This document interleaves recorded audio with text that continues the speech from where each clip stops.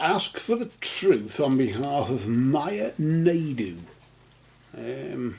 concerning, well, it's his son, isn't it? He's just worried about his temper, given that he's getting married soon and whatever, and she's just concerned about that. What is all this about? I ask in the name we ask for guidance and insight in the name of truth, right conduct, peace, love and non-violence. I'm just cut the deck for you there, Maya. Of course, this is your reading, not your son's reading, sadly. If your son wants the reading, then he can, big enough and ugly enough, I'm sure he can ask himself, can't he? I don't really do on behalf of somebody else, but nevertheless this is your concern and it is something that's going on around you there. Let's see though. We'll deal out 3 cards. The first card we deal is in the position of the recent past. The next card is in the position of the present, and then of course the immediate future we just placed there. Let's pull out the first card and let's investigate what's been going on recently with the situation that surrounds you there, concerning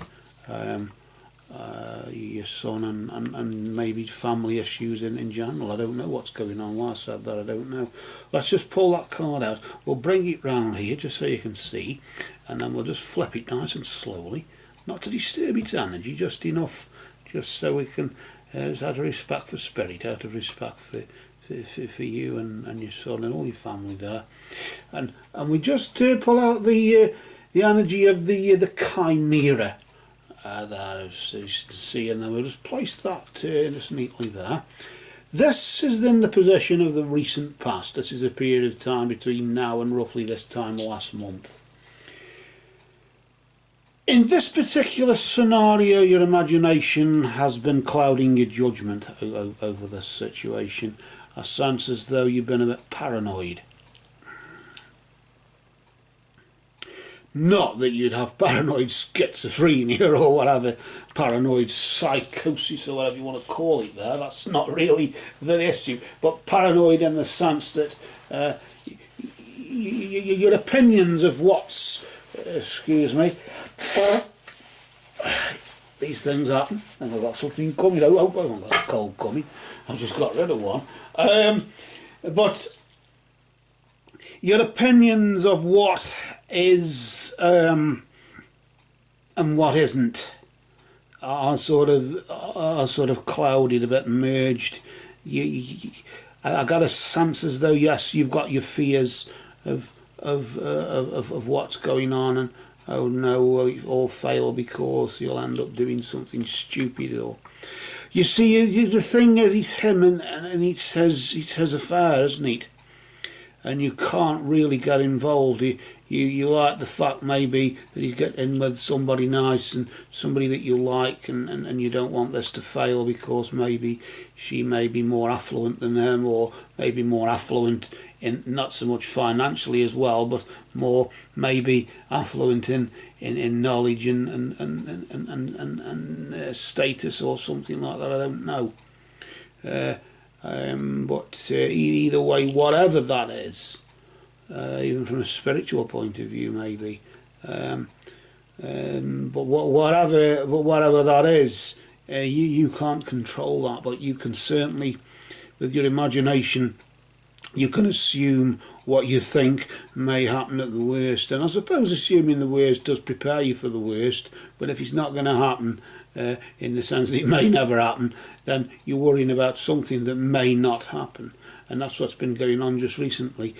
Your opinions of not so much her, it's usually the mother-in-law who's the problem, but it looks like it's the mother this time, in the sense, your opinions of what is, but I suppose your imagination has clouded your judgment, as it says there, in the sense of you're sort of assuming too much, and one must not assume.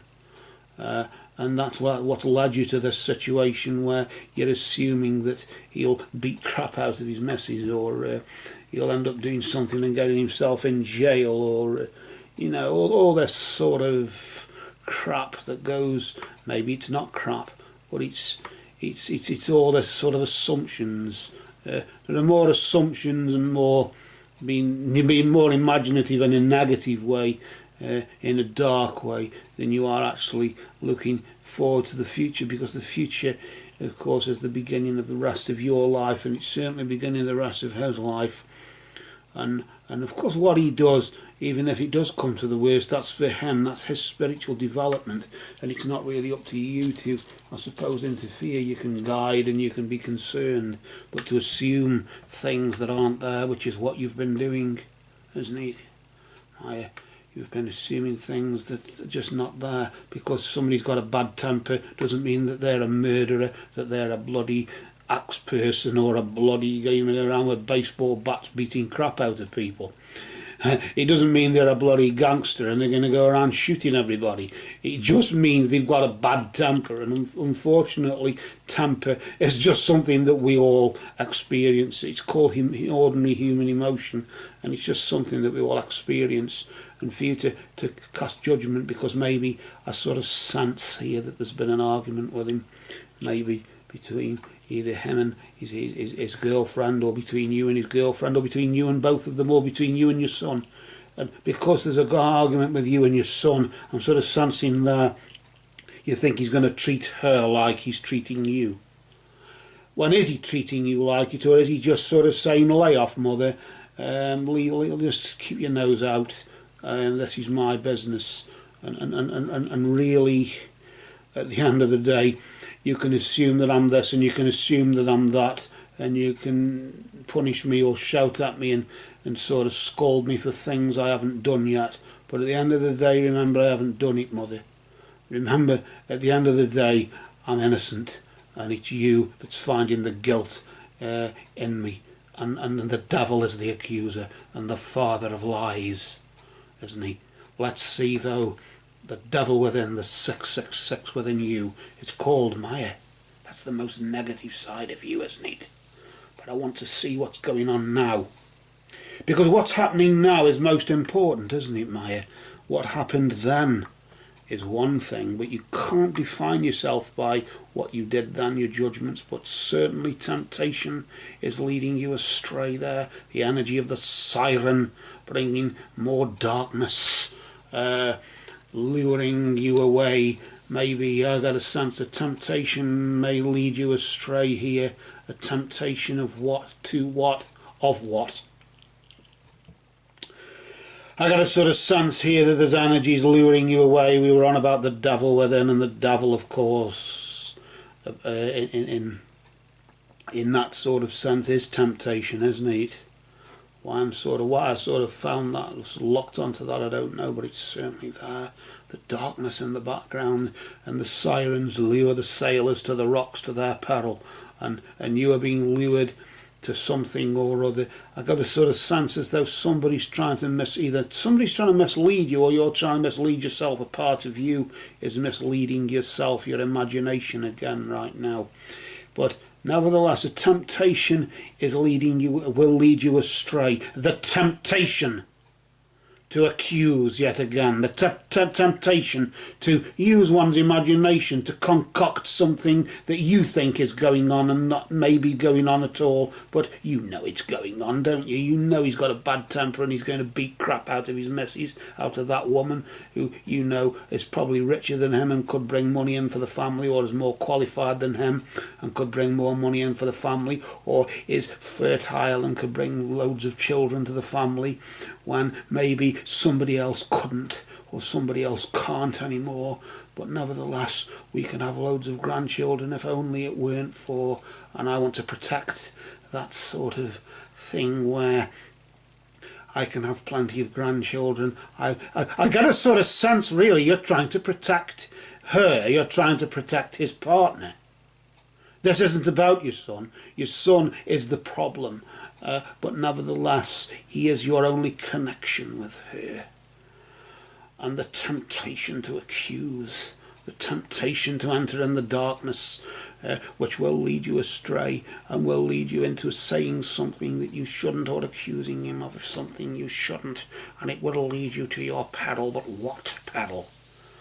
What darkness is there that awaits to lure you to the rocks of your own destruction, of your own peril? Maybe, I don't know. As we pull out the next card, notice there the energy of the griffin. Now there's a turn up for the books, isn't it? The griffin indicates honour and good luck. I don't know if this is the fact that you will be fortunate between now and this time next month. You will be fortunate enough. But honour, of course, is respect, isn't it? And maybe, just maybe, although the temptation that leads you astray right now, maybe that is the thing that will wake you up into honouring and respecting not only your son's wishes, not only the wishes of her who's chosen such a bad person with a bad temper, who you disagree with so much, but nevertheless is your only gateway into maybe good fortune, or your only gateway into being a grandmother, maybe. Your only gateway in. And the honour comes where you must respect and honour whatever decision your son makes. Your son is your own flesh of blood, your own flesh and blood, correction. And he is your only gateway. And that is where maybe the good luck comes. Because fortunately, remember, he is your son. And that's the good luck, because if he wasn't your son, you wouldn't give two hoots. You wouldn't give a flying fuck, would you? You wouldn't give a flying fuck about it. But because he is your son, you have to give a flying fuck. However violent or however bad-tempered he is, however argumentative he is with your imagination that's leading you astray and driving you into despair, nevertheless, he is your son. And you must honour that and respect that. And that is where the good fortune comes, isn't it? That's where the good luck comes. Good luck in the fact that he's your own flesh and blood and not somebody else's, but she is somebody else's flesh and blood.